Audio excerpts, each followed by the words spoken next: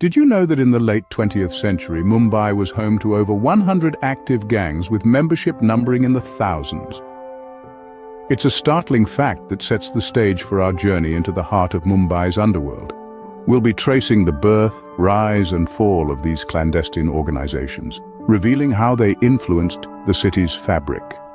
Stay tuned as we delve into the roots of these gangs, their rise to power, and their eventual downfall.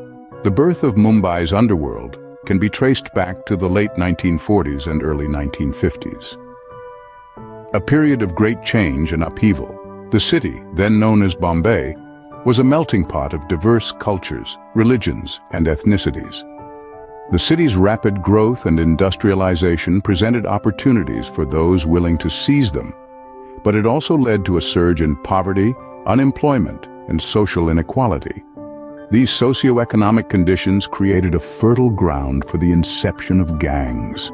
The city's teeming docks and bustling markets became the arenas of power struggles among various groups vying for control. The underworld was born out of these struggles, a dark underbelly to the city's glittering facade. The inception of these gangs can't be discussed without mentioning key figures who played pivotal roles in their formation.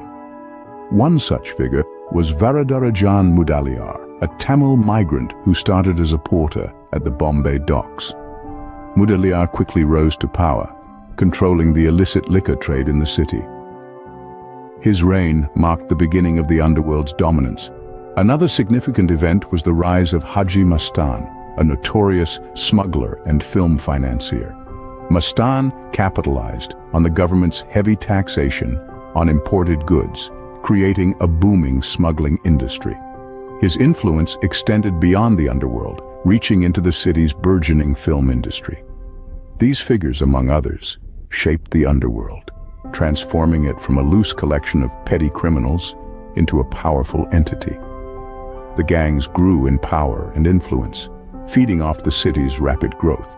But it wasn't just about power and control. The underworld also provided a twisted sense of social justice. The gangsters, often seen as Robin Hood figures, offered protection and support to those neglected by the system. This paradoxical relationship between the underworld and the society added another layer to its complex existence. As Mumbai grew, so did these gangs, transforming into powerful entities that would shape the city's future. The birth of the underworld wasn't just a byproduct of socio-economic conditions. It was a force that would leave an indelible mark on the city's history and continue to shape its destiny. By the 1980s, Mumbai's underworld had become a force to reckon with. The city's landscape was now dotted with the shadows of numerous gangs, each vying for control, influence, and power. The rise of these gangs during this period was nothing short of phenomenal. They were not just groups of outlaws anymore. They had become complex organizations with a hierarchy, a code of conduct, and an intricate network of operations that extended far beyond the city's boundaries. Their activities spanned a wide spectrum, from extortion, smuggling, and illegal gambling to more sinister deeds like contract killings and terror financing. The city was their playground, and they played by their own rules. Their influence was so profound that it was virtually impossible to ignore their presence. These gangs had their fingers in every pie. They infiltrated various sectors of Mumbai's society, including the film industry, real estate, and even politics. This allowed them to operate with relative impunity, as they had the protection and support of influential figures. During this period, several key figures emerged, individuals whose names became synonymous with the Mumbai underworld. There was Dawood Ibrahim, Haji Mastan, and Karim Lala, to name a few.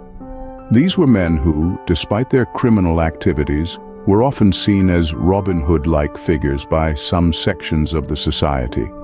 Events during this time read like a plot of a gripping thriller. The infamous Bombay bombings of 1993, orchestrated by Dawood Ibrahim's D Company, shook the city to its core and marked a turning point in the history of Mumbai's underworld. Yet, amidst all this chaos and disorder, there was a sense of fascination and allure around these gangs. They were feared, yes, but also respected, even admired. Their audacity, their power, their invincibility. It was a spectacle that both horrified and captivated the city. However, this period of unchecked growth and power wouldn't last forever. The sun was beginning to set on Mumbai's underworld, and the city was about to witness an era of transformation. The 1990s marked the beginning of the end for Mumbai's underworld. This was a time of great upheaval, where the once seemingly unstoppable force of the city's gangs began to falter and eventually crumble. There were a few key factors that led to this decline. Firstly, the police began to fight back in earnest. For years, the law enforcement had been outmatched and outmaneuvered by the gangs, but in the 90s, they began to turn the tide. With new strategies and tactics, they were able to launch successful operations against the underworld. Key figures were arrested or eliminated, disrupting the networks and power structures of the gangs. Secondly, the government began to take a more active role in combating the underworld. Legislation was passed that gave the police more powers to tackle organized crime. Initiatives were launched to provide alternative livelihoods for young people, reducing the pool of potential recruits for the gangs. But perhaps the most devastating blow to the underworld came from within. As the pressure from the police and the government increased, cracks began to appear in the unity of the gangs.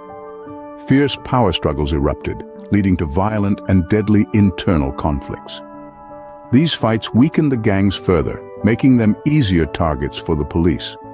Several key figures and events highlight this period of decline.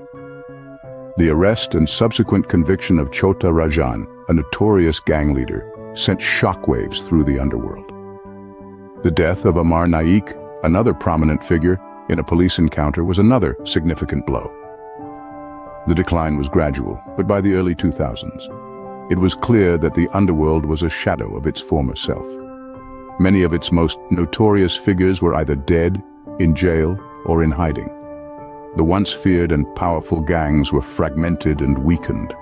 By the early 2000s, Mumbai's underworld was a shadow of its former self, with many of its most notorious figures either dead, in jail, or in hiding. The fall of the underworld was a significant chapter in Mumbai's history, a time of great change and transformation for the city. Today, Mumbai is a vastly different city, and the underworld is largely a thing of the past. This bustling metropolis, once entwined with the tales of notorious gangsters, has now transformed into a vibrant hub of culture, commerce, and dreams. The streets, once a battleground for gang wars, now echo the sounds of thriving businesses and the hustle of daily life. The city's transformation is a testament to the relentless efforts of the police, government, and the indomitable spirit of the Mumbaikars themselves. Yet the legacy of its darker days remains, subtly woven into the city's fabric. The tales of the underworld have become a part of Mumbai's folklore, shaping its cinema, literature, and even the city's gritty, never-say-die attitude. This period in history, though tumultuous, has left indelible marks on Mumbai's character, shaping its resilience and spirit. While the era of Mumbai's underworld is over, its impact on the city is still felt today. From their inception to their decline, Mumbai's gangs have left a lasting imprint on the city. They've shaped its history, influencing its culture, politics, and economy. Their rise was steep, their reign was brutal, and their fall was momentous. The efforts of the police and government were instrumental in transforming Mumbai into the city we know today. Thank you for joining us on this journey through Mumbai's dark past. Don't forget to subscribe and share this video to keep the conversation going.